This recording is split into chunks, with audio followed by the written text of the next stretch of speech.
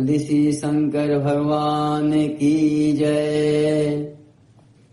श्री माता पार्वती की जय। श्री जगत जननी माता भवानी दुर्गा महारानी की जय। श्री भगवान वेद व्यास की जय। अथ त्रयोदशो अध्यायः।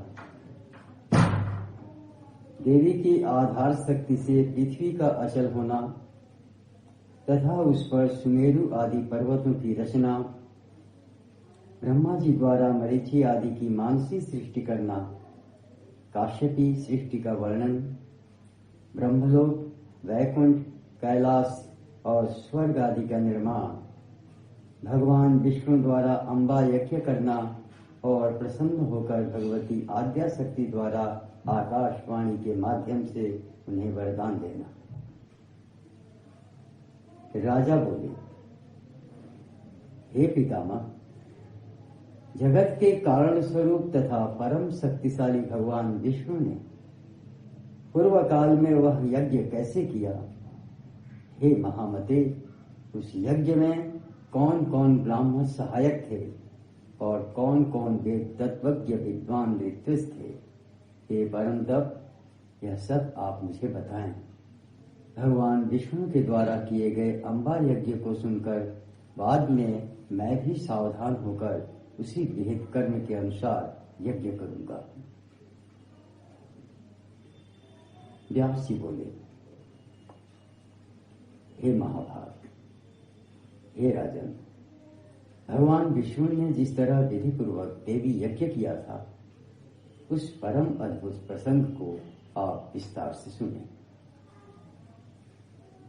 उस समय जब आदि शक्ति ने उन्हें विभिन्न शक्तियां प्रदान करके विदा कर दिया, तब श्रेष्ठ विमान पर स्थित वे तीनों ब्रह्मा, विष्णु और महेश पुनः पुरुष के रूप में हो गए।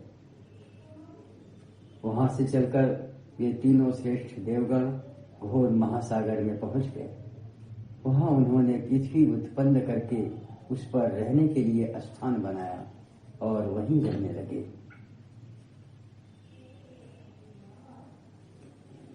उसी समय देवी ने अचल आधार शक्ति को मुक्त किया, जिसके आश्रय से वह मेद युक्त पृथ्वी टिक गई। मधुकैटभ के मेद का संयोग होने के कारण पृथ्वी को मेदिनी कहा गया। धारण करने की शक्ति होने के कारण इसे धरा तथा विस्तृत होने के कारण इसे पृथ्वी कहा गया है। यह पृथ्वी महनीय होने के कारण मही कही जाती है। यह शेषनाग के मस्तक पर स्थित है। इसको यथा स्थान स्थित रखने के लिए सभी विशाल पर्वत रचे गए। जिस प्रकार काठ में लोह की कीलें जड़ दी जाती हैं, उसी प्रकार पृथ्वी को सुस्थिर रखने के लिए विशाल पर्वत बनाए गए। इसी कारण विद्वान लोग उन पर्वतों को महीधर कहते हैं। परम अद्भुत सुमेरु पर्वत सोने का बना हुआ है। वह मणिमय चोटियों से सुशोभित है तथा अनेक योजन विस्तार वाला है। उस समय सृष्टि का विकास इस प्रकार हुआ। सर्वप्रथम ब्रह्मा के विख्यात मानसिक पुत्र मरीचि, नारद, अत्रि, पुलस्त्य, पुलह, क्रतु, दक्ष और वशिष्ठ हुए। तत्पश्चात मरीचि के पुत्र कश्यप हुए।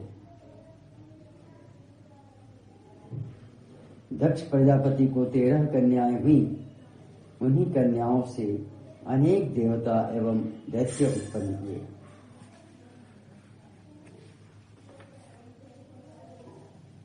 इसके बाद काश्यपी सृष्टि संसार में फैली।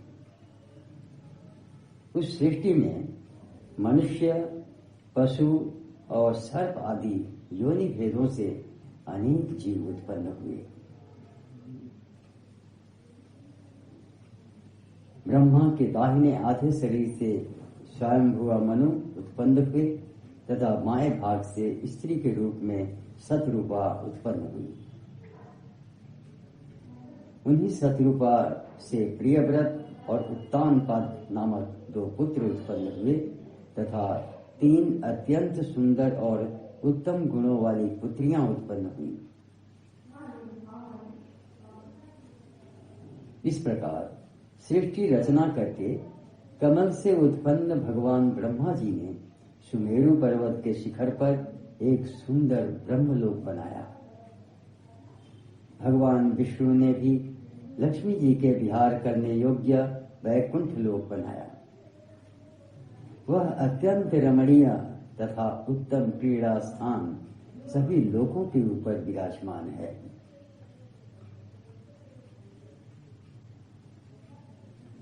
शिव जी ने भी कैलाश नामक एक उत्तम स्थान बना लिया, जिसमें वे भूत गणों को साथ लेकर इच्छा अनुसार विहार करने लगे।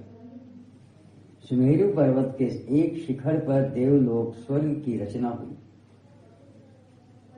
वह इंद्रलोक अनेक प्रकार के रत्नों से सुशोभित तथा इंद्र का निवास था। समुद्र मंथन से सर्वोत्तम वृक्ष पारिजात, 4 दांतों वाला ऐरावत हाथी, कामना पूर्ण करने वाली कामधेनु, उच्च श्रवा घोड़ा और रंभा आदि अनेक अप्सराएं निकली। इंद्र ने स्वर्ग को सुशोभित करने वाले इन सबको अपने पास रख लिया। धन्वंतरी वैद्य तथा चंद्रमा भी समुद्र से निकले। वे दोनों देव अनेक गुणों से युक्त होकर स्वर्ग में रहते हुए शोभा पाने लगे। हे नृपश्रेष्ठ, इस तरह 3 प्रकार की सृष्टि हुई। देवता, पशु पक्षी और मानव आदि अनेक भेदों से यह सृष्टि कल्पित है।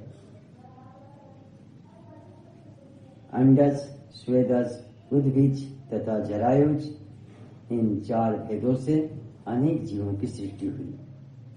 उन सभी जीवों के साथ कर्म का बंधन लगा हुआ है। इस प्रकार सृष्टि करके ब्रह्मा, विष्णु और महेश ये सब अपने अपने लोकों में इच्छा पूर्वक विहार करने लगे।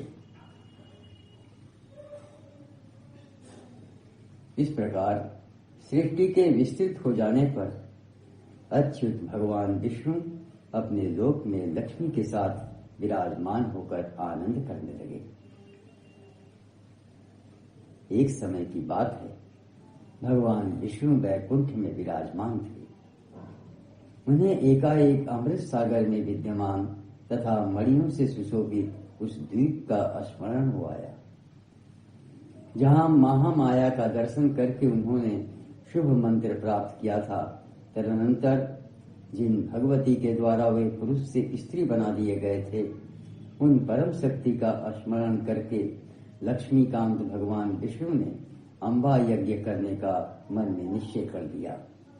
इसके बाद अपने धाम से उतरकर उन्होंने शिव, ब्रह्मा, वरुण, इंद्र, कुबेर, अग्नि, यम, वशिष्ठ, कश्यप, दक्ष, वामदेव तथा बृहस्पति को आमंत्रित करके अत्यंत विस्तार के साथ यज्ञ संपन्न करने के लिए अत्यधिक मूल्य वाली सात्विक तथा मनोरम बहुत सी सामग्रियां एकत्र की। उन्होंने शिल्पियों द्वारा विशाल यज्ञ मंडप बनवाया और 27 महान व्रती ऋत्विजों का वर्णन किया। तत्पश्चात अग्नि स्थापन के लिए बड़ी बड़ी वेदियां बनाई गई। ब्राह्मणगण गीत सहित देवी मंत्रों का जप करने लगे। विधिवत प्रज्वलित की गई अग्नि में वे ब्राह्मण यथेच्छ हव्य पदार्थ की आहुति देने लगे। इस प्रकार विस्तृत होम कृत्य संपन्न होते ही भगवान विष्णु को संबोधित करके मधुर अक्षरों तथा अस्पष्ट स्वरों से युक्त आकाशवाणी हुई। हे हरे, हे विष्णु, आप सदा देवताओं में श्रेष्ठतम होंगे। सभी देवगणों में आप मान्य, पूज्य तथा समर्थ होंगे। संसार में इंद्र सहित ब्रह्मा आदि सभी देवता आपकी अर्चना करेंगे। हे विष्णु, पृथ्वी पर सभी मानव आपकी भक्ति से युक्त होकर रहेंगे और आप सभी मनुष्यों को वर देने वाले होंगे। आप सभी देवताओं को वांछित फल प्रदान करने वाले महान परमेश्वर होंगे। सभी यज्ञों में प्रधान रूप से सभी याचिकों के द्वारा आप ही पूजे जाएंगे। लोग आपकी पूजा करेंगे और आप उनके लिए वरदाता होंगे। राक्षसों के द्वारा अत्यधिक प्रताड़ित किए जाने पर देवगण आपका आश्रय ग्रहण करेंगे। हे पुरुषोत्तम, आप सभी के शरणदाता होंगे। अत्यंत विस्तार वाले वेदों तथा सभी पुराणों में आप ही पूज्यतम होंगे और आपकी महान कीर्ति होगी। इस पृथ्वी तल पर जब जब धर्म का ह्रास होगा, तब तब आप शीघ्र अपने अंश से अवतार लेकर धर्म की रक्षा करेंगे। आपके अंश से उत्पन्न वे समस्त अवतार पृथ्वी पर अत्यंत प्रसिद्ध होंगे और महात्मा गण आपके उन अवतारों का सम्मान करेंगे। हे माधव, नानाविध योनियों में आपके द्वारा लिए गए अवतारों में आप सभी लोकों में विख्यात होंगे। हे मधुसूदन, उन सभी अवतारों में मेरे अंश से उत्पन्न शक्ति सदा आपकी सहचारिणी होगी और आपके समस्त कार्यों को संपन्न करेगी।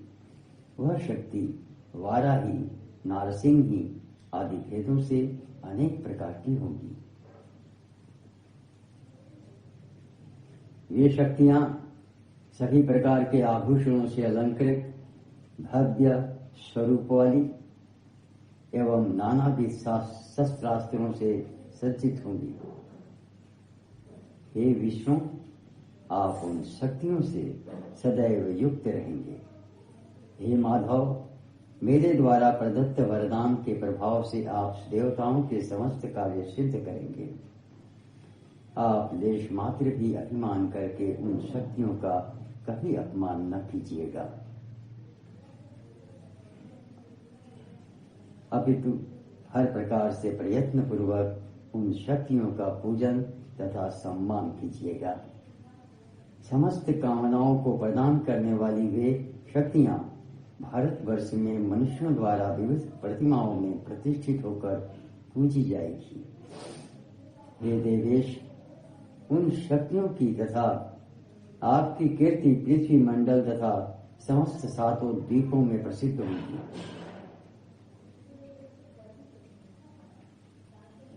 हे महाभाग, भूमंडल पर सकाम मनुष्य अपने मनोरथों को पूर्ण करने के लिए आपकी तथा उन शक्तियों की निरंतर उपासना करेंगे। हे खरे, वे लोग अर्चनाओं में अनेक भावों से युक्त होकर नानाविध उपहारों, वैदिक मंत्रों तथा नाम जप से आपकी आराधना करेंगे। हे मधुसूदन, हे देव देवेश, मनुष्यों के द्वारा सुपूजित होने के कारण आपकी महिमा पृथ्वी लोक तथा स्वर्ग लोक में वृद्धि को प्राप्त होगी। व्यास जी बोले, इस प्रकार भगवान विष्णु को वरदान देकर वह आकाशवाणी चुप हो गई। उसे सुनते ही भगवान विष्णु भी प्रसन्न चित्त हो गए। तत्पश्चात यज्ञ का विधि पूर्वक समापन करके तथा उन देवताओं, ब्रह्मपुत्रों और मुनियों को विदा करके सर्वसमर्थ गरुड़ ध्वज भगवान विष्णु अपने अनुचरों के साथ वैकुंठ लोक को चले गए। तदनंतर विष्णु के साथ यज्ञ विषयक वार्ता करते हुए वे समस्त देवता अपने अपने लोकों को तथा मुनिजन अपने अपने पवित्र आश्रमों को अति प्रसन्नता पूर्वक चले गए। आकाश से प्रादुर्भूत उस कर्ण प्रिय तथा परम विशद वाणी को सुनकर सबके हृदय में परा प्रकृति के प्रति भक्ति भाव उत्पन्न हो गया। हे मुनींद्रों, अतएव ये सभी ब्राह्मण तथा मुनिजन भक्ति परायण होकर उन भगवती का पूजन करने लगे जो वेद शास्त्रों में वर्णित है तथा संपूर्ण वांछित फलों को प्रदान करने वाला है। श्रीमद् देवी भागवते महापुराणे अष्टादश सहस्रायाम संहितायां तृतीय स्कंदे अंबिका मखस्य विष्णुनाम अनुष्ठान वर्णनम नाम त्रयोदशो अध्यायः।